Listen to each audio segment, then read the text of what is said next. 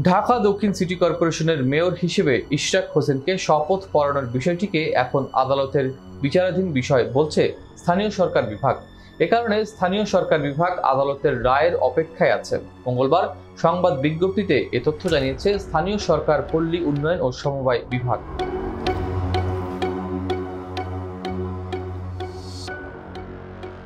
মন্ত্রণালয়ের জনসংযোগ কর্মকর্তা মোহাম্মদ সালাউদ্দিনের পাঠানো সংবাদ বিজ্ঞপ্তিতে বলা হয়েছে, এদিন বাংলাদেশ সচিবালয়ে স্থানীয় সরকার বিভাগের আইন অধিশাখা থেকে জানানো হয়েছে, ঢাকা দক্ষিণ সিটি কর্পোরেশনের মেয়র পদে ইশরাক হোসেনের শপথ পড়ানোর বিষয়ে 22 মে হাইকোর্টে দায়ের করা রিট খারিজ করা হয়।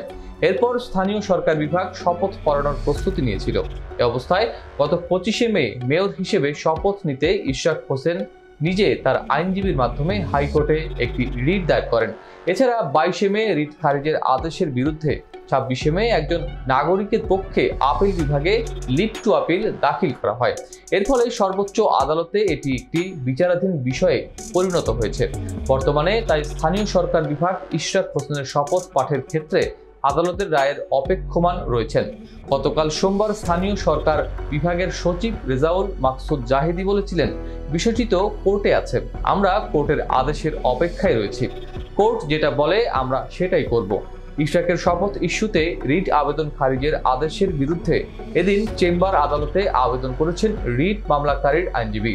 সোমবার রিটকারীর আইনজীবী জহিরুল ইসলাম মুসা এই আবেদন করেন।